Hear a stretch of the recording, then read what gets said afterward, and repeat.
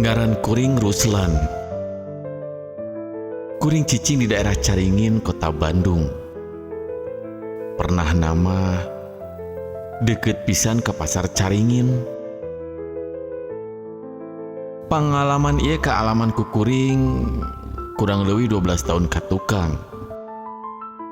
Geus lila puguh ge. Tapi kusabab saking pikasieunna kuring jadi hese mopohokeunna. Masih aya dina ingetan kuring, jelas nepikeun ka detilna. Anu mana basa kuring masih keneh digawe di hiji grosir di pasar Caringin. Harita kuring anyar keluar sakola. Ceuk bahasa ayeuna mah disebutna teh fresh graduate. Nya kuring digawe di eta grosir teh lain pikeun tujuan anu utama. Tapi harita mah keur ngeusi kakosongan waktu. Etang-etang dijadikeun batu loncatan saacan kepagawean anu sejenna.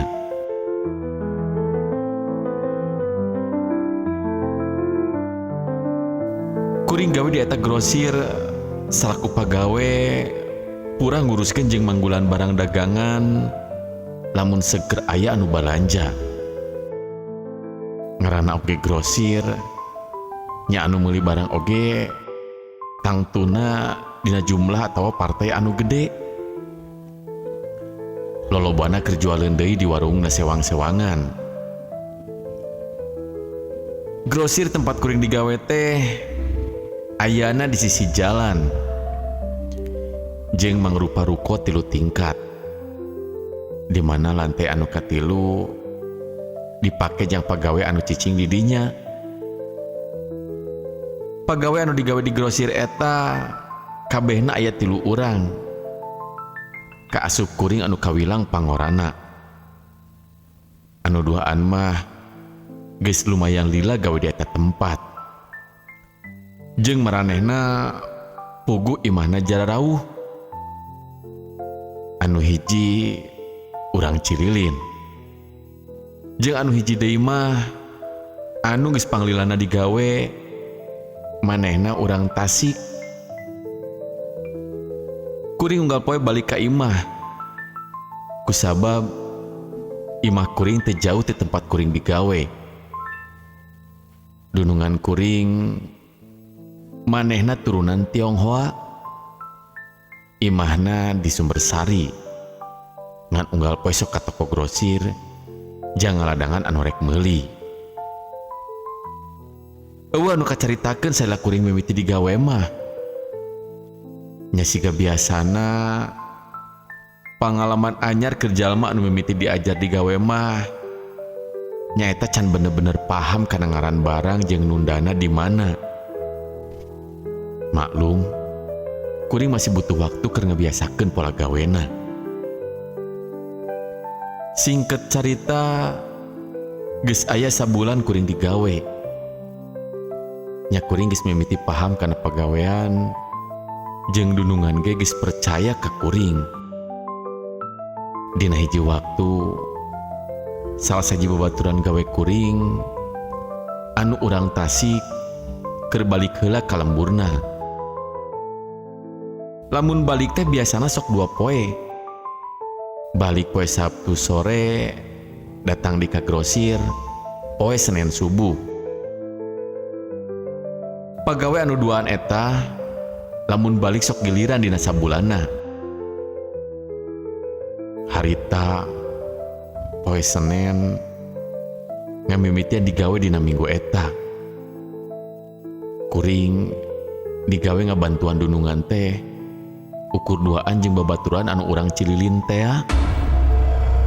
Kusabab harita meunang beja yen pagawe anu urang Tasik can bisa balik deui heula ka Bandung. Kusabab manehna teh gering cenah.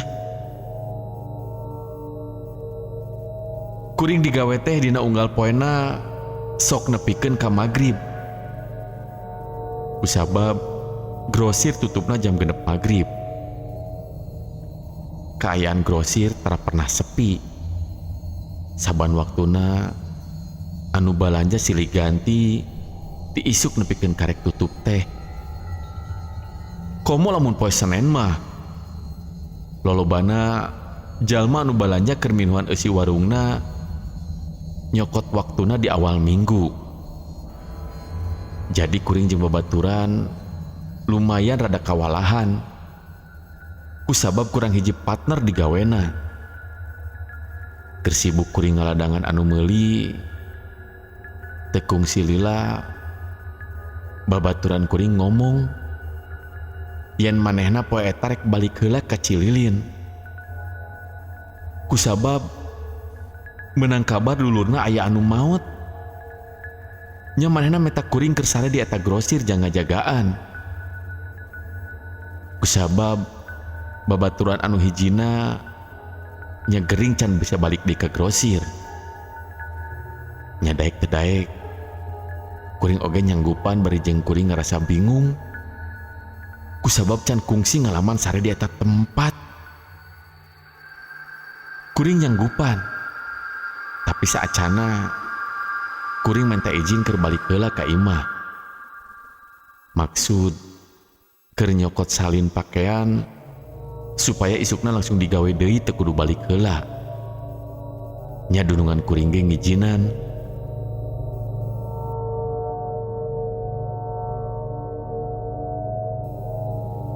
Kuring datang di ka grosir sanggeus liwat magrib. Kasampak babaturan kuring geus siap rek balik ka Cililin teh. Yang manehna nungguan kuring heula.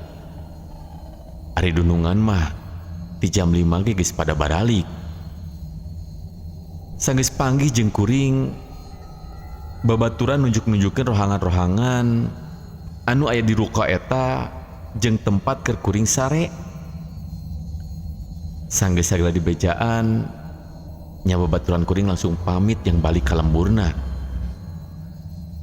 Kuring nuturkeun manehanana ka grosir pikeun nutupan gerbang ruko eta. Sanggeus kitu kuring ngunci gerbang jeung patok kamar mandi anu aya di lantai eta. Dirasa kabeh geus tarap teh dikuncian nya kuring indit deui ka lantai pangluhurna nya eta lantai 3 pikeun istirahat ngareureukeun awak bati digawe tadi beurang. Saacan kuring sare kuring ka toilet ruko heula pikeun kahampangan. Nya kuring ka toilet anu aya di lantai 2. Kabeneran toiletnya di tiap lantai aya hiji. Jadi kuring teu kudu jauh teuing dina aya keperluan ka kamar mandi. Lampu di lantai hiji jeung 2 geus dipareuman. Basa kuring kaluar ti toilet anu maksud rek naik ka tangga anu rek ka lantai 3. Sareretan ku juru panon siga aya jelema anu keur ngajanteng. Kuring rada ngarengkog heula pikeun nyidik-nyidik naon anu katempo ku kuring teh. Nah bener-bener jelema atawa kalangkang tina barang-barang anu aya di lantai 2. Kabeneran lantai 2 mah paparantieun gudang jang nyimpen stok barang. Nya kuring nyampeurkeun palebah anu katempo ku kuring siga jelema teh. Barang geus deukeut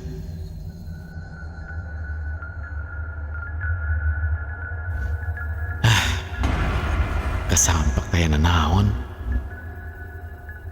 Tapi rarasaan kuring mah puguh siga aya jalma di lantai eta teh. Sanggeus ngayakinkeun di lantai eta eueuh sasaha nya kuring nuluykeun di lengkah keur ka lantai 3. Satepina di lantai 3 kuring teu langsung sare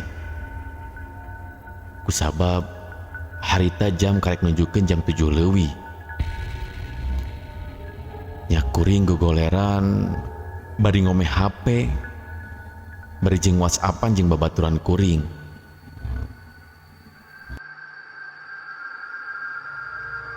Nempo wae layar HP panon karasa cepel. Teu karasa kuring kasarean.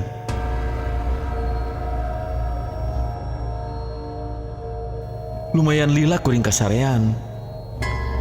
Nepikeun ka kuring kahudangkeun ku sora anu ngageblug di lantai 2. Sorana mah tapi kareuwaseun. Kuring nepikeun ka ngorejat dina sare langsung diuk. Saharita kuring acan cengkat tina diukna. Bari rada lulungu kuring ngadedengekeun nah naon anu tadi ngageblug teh. Sorana siga kardus anu berat murag. Lamun disebutkeun ku beurit atawa ku ucing moal nyapir aku bisa ngaguberageun eta kardus. Harita waktu teh nunjukkeun jam 12:30. Kaayaan di luar ge jalan geus rada sepi. Tepati teuing kadenge sora mobil lalar liwat. Sanggeus dirasa teu kadenge deui nanaon. Nya kuring ngagoler deui. Maksud rek nuluykeun deui sare. Tapi karek oge ngagoledag. Ujug-ujug kadenge deui sora ngageblug. Anu ayeuna mah kadengena rada tarik pisan. Kusabab karasa ku kuring oge matak eundur. Nya kuring cengkat lalaunan nuturkeun di mana eta datangna sora. Cek rarasaan mah siga di lantai 2. Kuring ngarengekeun eta sora. Delila jol kadenge deui sora teh. Kuring jadi beuki panasaran. Nah naon anu ngageblug wae teh. Kuring turun lalaunan ke lantai 2. Bari hate mah ngarasa tagiwur. Sok sieun aya jelema anu asup rek niat jahat. Barang geus nepi ka lantai 2, kuring ulak ilik ka sabudeureun eta tempat.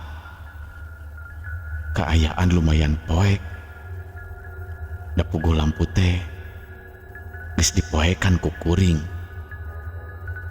Anu kasampak nyaeta tumpukan kardus anu aya di lantai 2. Kuring mariksa sakabeh eta tempat.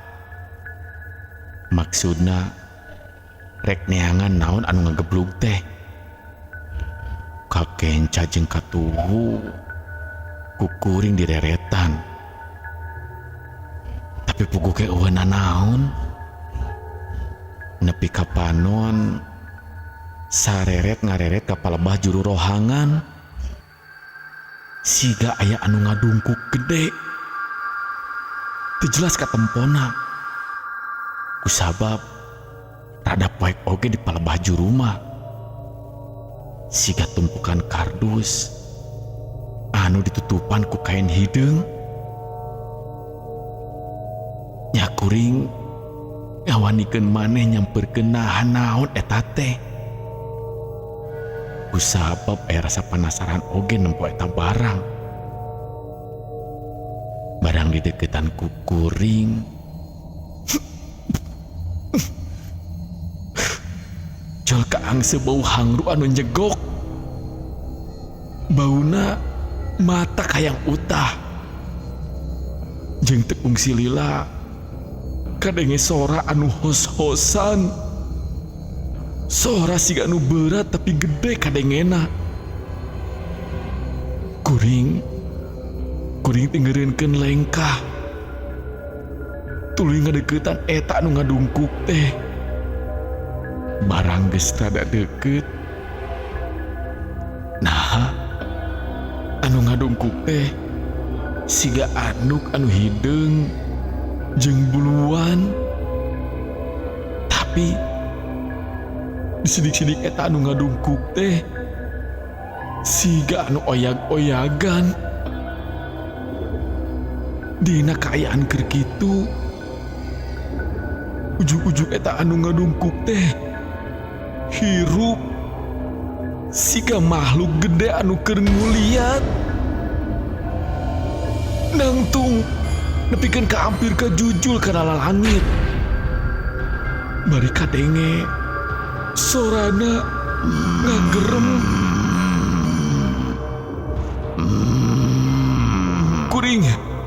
Kuring ngarasa kasimak ku sakedapan. Sing horeng eta anu ngadungkuk teh makhluk hideung jangkung gede jeung buluan. Panon bolotot jeung letahna ngelel.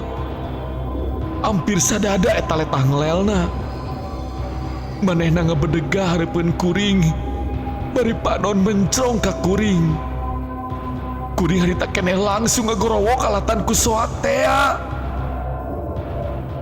Bari langsung lumpat ti beberanting nuju ke lantai 3. Satepina lantai 3, kuring langsung nyuuh bari diharibun simut alatan ku sieun anu kacida.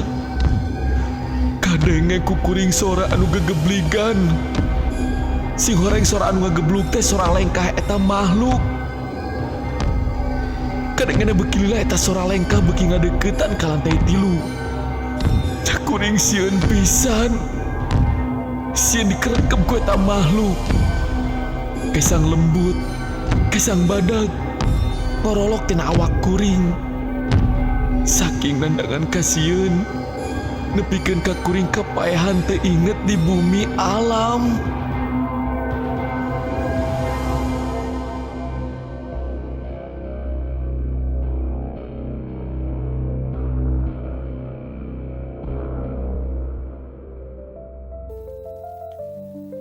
Ti harita kuring jadi kageringan.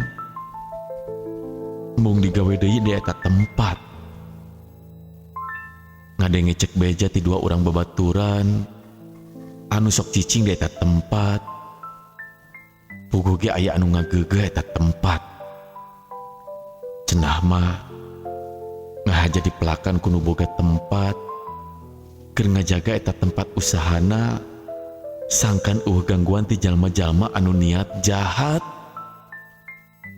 Apes ngajang kuring, nya kuring jalma anyar anu mundokan di eta tempat. Jadi kawenehan diganggu ku eta makhluk. Kusabab nyangkana kuring rek boga niat jahat.